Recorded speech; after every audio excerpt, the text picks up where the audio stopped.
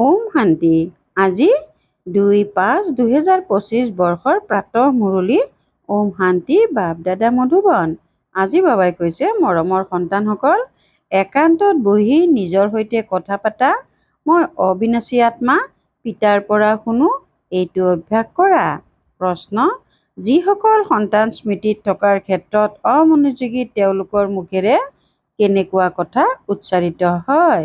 উত্তৰ: তেওঁলোকে কয়, মই শিৱ বাবাৰ সন্তান হওঁৱেই, স্মৃতিতে আছো। কিন্তু বাবাই কয়, সেয়া সকলো মিছা কথা, অমনোযোগিতা। এই ক্ষেত্ৰতো পুৰুষাৰ্থ কৰিব লাগে।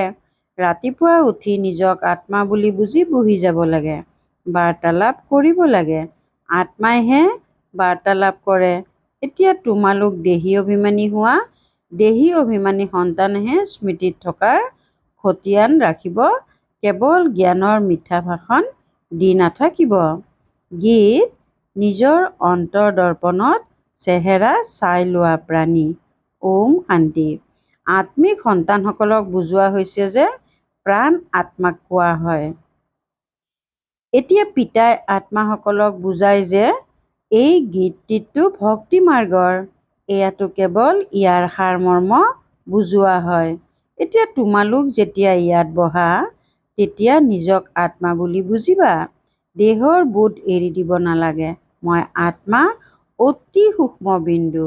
ময়েই এই শৰীৰৰ দ্বাৰা ভূমিকা পালন কৰোঁ। এই আত্মাৰ জ্ঞান কাৰো নাই। এয়া পিতাই বুজায় যে নিজক আত্মা বুলি বুজা। মই সূক্ষ্ম আত্মা। আত্মাইহে এই শৰীৰৰ দ্বাৰা গোটেই ভূমিকা পালন কৰে। তেতিয়া দেহ অভিমান আঁতৰি যাব। এই ক্ষেত্ৰত পৰিশ্ৰম কৰিবলগীয়া হয়। আমি আত্মাসকল এই গোটেই নাটকৰ ভাৱৰীয়া। উচ্চতকৈ উচ্চ ভাৱৰীয়া হৈছে পৰম পিতা পৰমাত্মা। বুদ্ধিত থাকে তেওঁ, অৰ্থাৎ পৰমাত্মা অতি সূক্ষ্ম বিন্দু। তেওঁৰ গুণ গৰিমা কিমান শ্ৰেষ্ঠ। জ্ঞানৰ সাগৰ, সুখৰ সাগৰ। হওঁতে সূক্ষ্ম বিন্দু। আমি আত্মা সকলো সূক্ষ্ম বিন্দু। দিব্য দৃষ্টি অবিহনে আমাক প্ৰত্যক্ষ কৰিব নোৱাৰি। এই নতুন নতুন কথাবোৰ তোমালোকে এতিয়া শুনি আছা। জগতৰ লোকে কি জানে? তোমালোকৰ মাজতো বহুত কম আছে, যিয়ে যথাৰ্থ ৰীতিৰে বুজি পায় আৰু বুদ্ধিত থাকে যে মই আত্মা, অতি সূক্ষ্ম বিন্দু। আমাৰ পিতা এই ড্ৰামাৰ মুখ্য ভাৱৰীয়া। উচ্চতকৈ উচ্চ ভাৱৰীয়া হৈছে পিতা, পাছত বেলেগ বেলেগ আহে। তোমালোকে জানা যে পিতা জ্ঞানৰ সাগৰ হয়, কিন্তু শৰীৰ অবিহনেতো জ্ঞান শুনাব নোৱাৰে। শৰীৰৰ দ্বাৰাহে কথা ক'ব পাৰে। অশৰীৰী হ'লে কৰ্মেন্দ্ৰিয়সমূহ পৃথক হৈ যায়। ভক্তি মাৰ্গতো দেহধাৰীসকলকে সোঁৱৰণ কৰে। পৰম পিতা পৰমাত্মাৰ নাম, ৰূপ, দেশ, কালকেই নাজানে। কেৱল কৈ দিয়ে যে পৰমাত্মা নাম ৰূপৰ পৰা ঊৰ্ধত। পিতাই বুজায়। ড্ৰামা অনুসৰি তোমালোক যিসকল প্ৰথম নম্বৰৰ শত্ৰুপ্ৰধান আছিলা, তোমালোকেই পুনৰ শত্ৰুপ্ৰধান হ'ব লাগে। তমোপ্ৰধানৰ পৰা শত্ৰুপ্ৰধান হ'বৰ কাৰণে তোমালোকে আকৌ এইটো অৱস্থা মজবুত কৰি ৰাখিব লাগে যে আমি আত্মা, আত্মাই এই শৰীৰৰ দ্বাৰা কথা কয়। আত্মাত জ্ঞান আছে। এই জ্ঞান আন কাৰো বুদ্ধিত নাই যে আত্মাত 84 জন্মৰ ভূমিকা অবিনাশী ৰূপত নিহিত হৈ আছে। এইবোৰ বহুত নতুন নতুন কথা। একান্তত বহি নিজৰ সৈতে এনেকুৱা কথা পাতিব লাগে। মই আত্মা, পিতাৰ পৰা শুনি আছো। ধাৰণা মই, অৰ্থাৎ আত্মাই কৰোঁ। আত্মাতেই ভূমিকা নিহিত হৈ আছে। মই আত্মা অবিনাশী। এয়া ভিতৰত মন্থন কৰিব লাগে। মই তমোপ্ৰধানৰ পৰা শত্ৰুপ্ৰধান হ'ব লাগে। দেহ অভিমানী মনুষ্যৰ আত্মাৰো জ্ঞান নাই। কিমান ডাঙৰ ডাঙৰ কিতাপ নিজৰ লগত ৰাখে। কিমান যে অহংকাৰ। এইখন হয়েই তমোপ্ৰধান সৃষ্টি।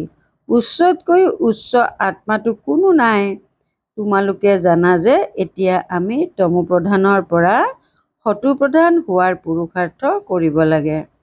এই কথাটি ভিতৰত মন্থন কৰিব লাগে। জ্ঞান শুনাওতাটো বহুত আছে, কিন্তু স্মৃতিত নাথাকে। ভিতৰি সেই অন্তৰ্মুখী অৱস্থা থাকিব লাগে। আমি পিতাৰ স্মৃতিৰে পতিতৰ পৰা পাৱন হ'ব লাগে, কেৱল পণ্ডিত হ'ব নালাগে। ইয়াৰ ওপৰত এজন পণ্ডিতৰ উদাহৰণো আছে। মাতাসকলক কৈছিল যে ৰাম ৰাম বুলি কৈ থাকিলে পাৰ হৈ যাবা। গতিকে এনেকুৱা মিথ্যা ভাষণ দিওঁতা হ'ব নালাগে। এনেকুৱা বহুত আছে, বহুত ভালকৈ বুজায়, কিন্তু পিতাৰ স্মৃতি নাই। গোটেই দিন দেহ অভিমানত থাকে। নহ'লেতো বাবালৈ খতিয়ান পঠিয়াব লাগে যে মই এইটো সময়ত উঠোঁ, ইমান পিতাক স্মৰণ কৰোঁ, একো বাতৰি নিদিয়ে। জ্ঞানৰ বহুত মিথ্যা ভাষণ দিয়ে। পিতাৰ স্মৃতি নাই। যদিও ডাঙৰ ডাঙৰ লোকক জ্ঞান দিয়ে, কিন্তু যোগত অপৰিণত। ৰাতিপুৱাই উঠি পিতাক স্মৰণ কৰিব লাগে, বাবা আপুনি অতিকৈ মৰমৰ। কেনেকুৱা এই বিচিত্ৰ ড্ৰামা ৰচি থোৱা আছে। কোনেও এই ৰহস্য নাজানে। আত্মাকো নাজানে, পৰমাত্মাকো নাজানে। এই সময়ত মনুষ্য জন্তুতকৈও অধম। আমিও এনেকুৱা আছিলোঁ। মায়াৰ ৰাজ্যত কিমান দুৰ্দশা হৈ যায়। এই জ্ঞান তোমালোকে যিকোনো লোককে দিব পাৰা। কোৱা, আপোনালোক আত্মা এতিয়া তমোপ্ৰধান, তোমালোক সতোপ্ৰধান হ'ব লাগে। প্ৰথমে নিজক আত্মা বুলি বুজা। গৰীবসকলৰ বাবেতো আৰু সহজ। চহকীসকলৰ জঞ্জাল বহুত থাকে। পিতাই কয়, মই আহোঁৱেই সাধাৰণ শৰীৰত, বহুত গৰীবো নহয়, বহুত চহকীও নহয়। এতিয়া তোমালোকে জানা যে কল্পই কল্পই পিতা আহি আমাক এয়াই শিক্ষা দিয়ে যে পবিত্ৰ কেনেকৈ হ'বা। বাকী তোমালোকৰ পেচাগত কাম কাজ আদিত হাই কাজিয়া হয়, তাৰ কাৰণে বাবা অহা নাই। তোমালোকেতো আহ্বানেই জনোৱা, হে পতিত পাৱন আহক। সেয়েহে পিতাই পাৱন হোৱাৰ যুক্তি অৰ্থাৎ উপায় শুনায়। এই ব্ৰহ্মাই নিজেও একো নাজানিছিল। ভাৱৰীয়া হৈ যদি ড্ৰামাৰ আদি মধ্য অন্তৰ কথা নাজানে, তেন্তে তেওঁ কি বুলি কোৱা হ'ব। আমি আত্মাসকল এই সৃষ্টি চক্ৰত ভাৱৰীয়া হওঁ, এইটো কোনেও নাজানে। যদিও কৈ দিয়ে যে আত্মা মূল লোকত নিবাস কৰে, কিন্তু অনুভৱেৰে নকয়। তোমালোকেতো এতিয়া বাস্তৱত জানা আমি আত্মাসকল মূল লোকৰ নিবাসী। আমি আত্মাসকল অবিনাশী। এইটো স্মৃতিটো বুদ্ধিত থকা উচিত। বহুতৰে যোগ একেবাৰেই নাই। দেহ অভিমানৰ কাৰণে আকৌ ভুলো বহুত হয়। মূল কথা হৈছে দেহী অভিমানী হোৱা। এইটো চিন্তা থকা উচিত যে মই সতোপ্ৰধান হ'ব লাগে। যিসকল সন্তানৰ সতোপ্ৰধান হোৱাৰ চিন্তা থাকে, তেওঁলোকৰ মুখেৰে কেতিয়াও পাথৰ অৰ্থাৎ কটু বচন উচ্চাৰিত নহয়।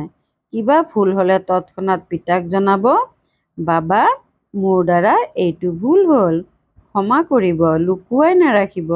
লুকুৱাই ৰাখিলে আৰুহে বৃদ্ধি হৈ যায়। বাবাক বাতৰি দি থাকিবা।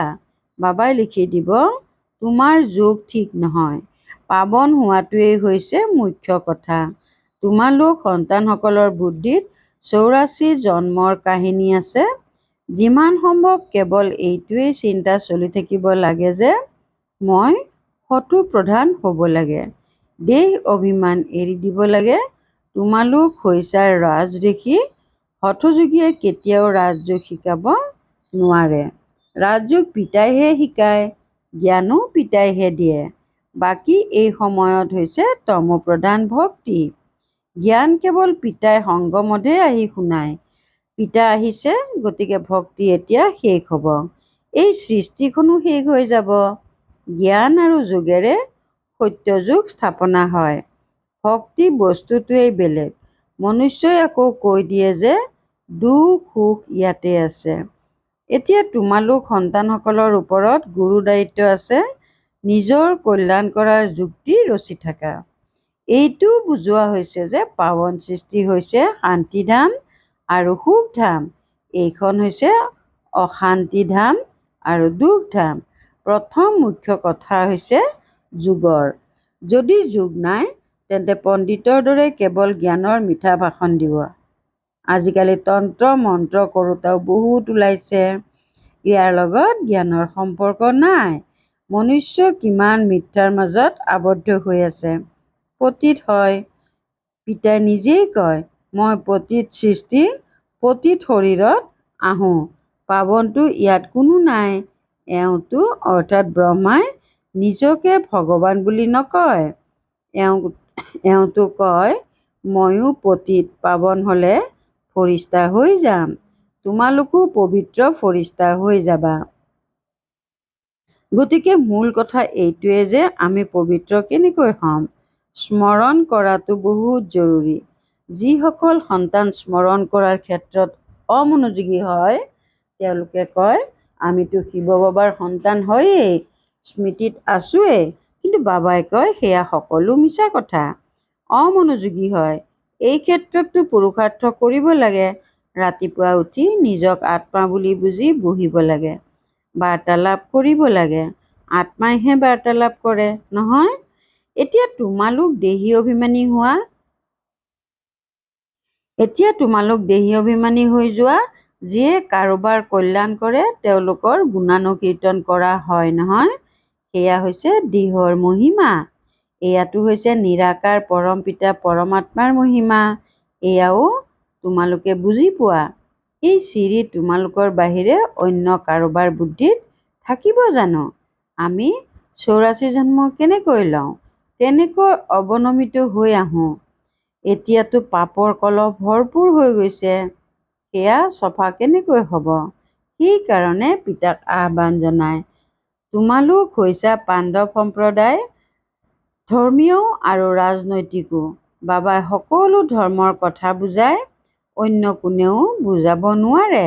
বাকী সেই ধৰ্মৰ প্ৰতিষ্ঠাপকসকলে কি কৰে? তেওঁলোকৰ পিছে পিছেতো বাকী সকলো অৱনমিত হ'বলগীয়াই হয়। বাকী তেওঁলোকে জানো মোক্ষপ্ৰাপ্ত কৰায়?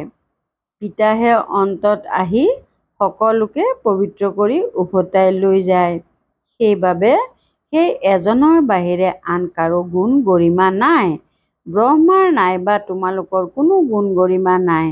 বাবা নহাহেঁতেনতো তোমালোকেও কি কৰিলাহেঁতেন? এতিয়া পিতাই তোমালোকক আৰোহণ কলাত লৈ যায়। গায়নো কৰে যে তোমালোকৰ আৰোহণ হ'লে সকলোৰে কল্যাণ হ'ব।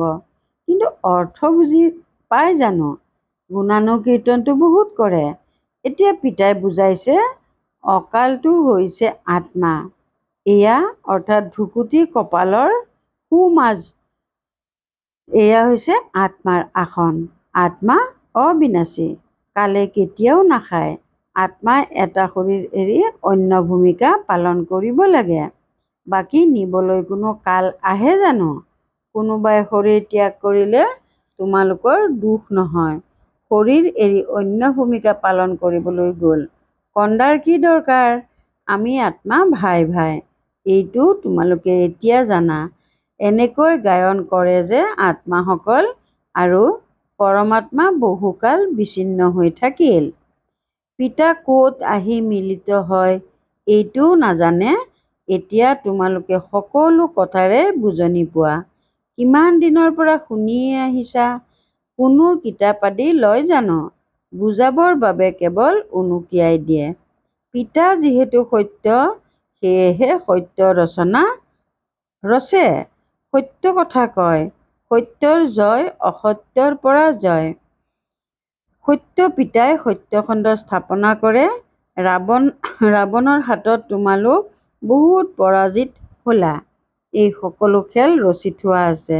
এতিয়া তোমালোকে জানা যে আমাৰ ৰাজ্য স্থাপনা হৈ আছে। পাছত এই সকলোবোৰ নাথাকিব। এই সকলোবোৰতো পাছত আহিছে। এই সৃষ্টি চক্ৰ বুদ্ধিত ৰখাটো কিমান সহজ।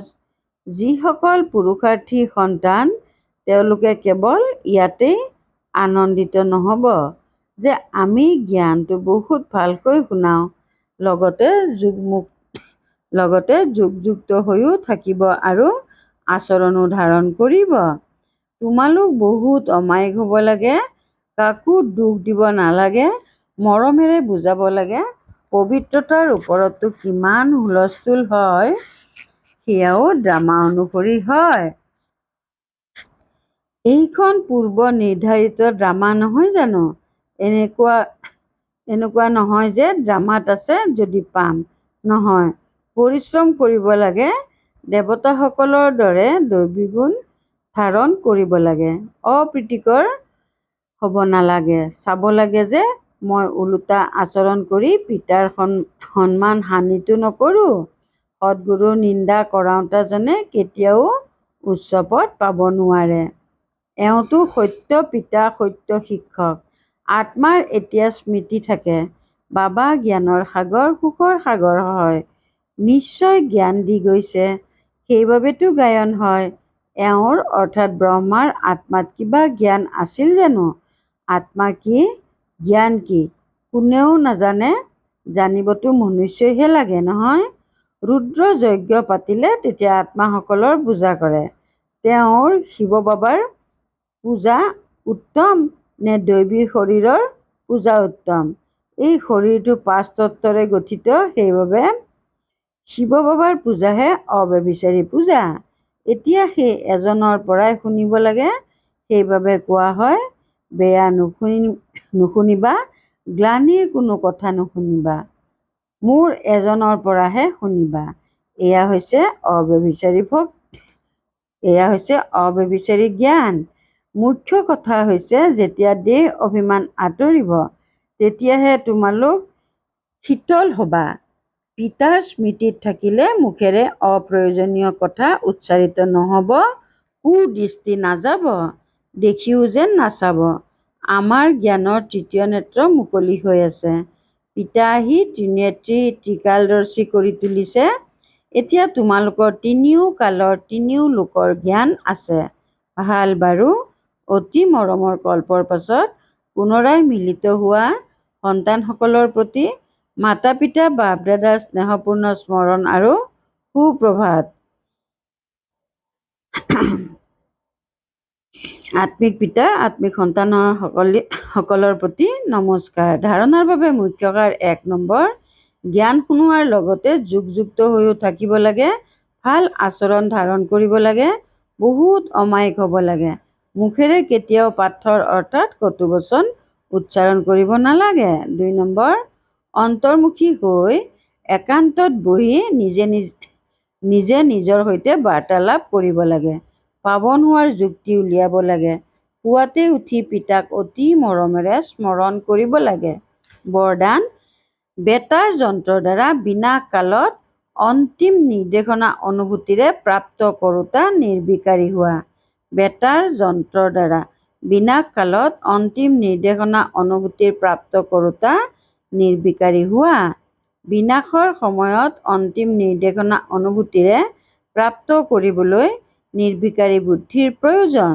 যেনেকৈ তেওঁলোকে বেতাৰ যন্ত্ৰৰ দ্বাৰা ইজনে সিজনলৈ বাৰ্তা পঠিয়ায়, ইয়াত হৈছে নিৰ্বিকাৰীৰ বেতাৰ যন্ত্ৰ। এই বেতাৰ যন্ত্ৰৰ দ্বাৰা তোমালোকে বাৰ্তা শুনিবা যে এই সুৰক্ষিত স্থানলৈ গুচি যোৱা। যিসকল সন্তানে পিতাৰ স্মৃতিত থাকোঁতা নিৰ্বিকাৰী, যাৰ অশৰীৰী হোৱাৰ অভ্যাস আছে, তেওঁলোক বিনাশত বিনাশ নহ'ব, কিন্তু স্ব-ইচ্ছাৰে শৰীৰ ত্যাগ কৰিব। শ্লোগান, যোগক কাষৰীয়া কৰি কৰ্মত ব্যস্ত হৈ যোৱা, এয়াও অমনোযোগিতা। যোগক কাষৰীয়া কৰি কৰ্মত ব্যস্ত হৈ যোৱা, এয়াও অমনোযোগিতা। ওম শান্তি। আত্মিক আভিজাত্য আৰু পবিত্ৰতাৰ ব্যক্তিত্ব ধাৰণ কৰিবলৈ আজিৰ অব্যক্ত সংকেত। পবিত্ৰতাৰ আভিজাত্য অৰ্থাৎ একব্ৰতা হোৱা, অৰ্থাৎ একমাত্ৰ বাবা, অন্য কোনো নাই। এই ব্ৰাহ্মণ জীৱনত সম্পূৰ্ণ পাৱন হ'বলৈ একব্ৰতাৰ পাঠ দৃঢ় কৰি লোৱা। বৃত্তিত শুভ ভাৱনা, শুভ কামনা থাকক। দৃষ্টিৰ দ্বাৰা প্ৰত্যেককে আত্মিক ৰূপত বা ফৰিষ্টা ৰূপত চোৱা। কৰ্মৰ দ্বাৰা প্ৰত্যেক আত্মাক সুখ দিয়া আৰু সুখ লোৱা। কোনোবাই দুখ দিয়ক, গালি পাৰক, অপমান কৰক, তেতিয়াও তোমালোকে সহনশীল দেৱী, সহনশীল দেৱ হৈ যোৱা। ওম শান্তি।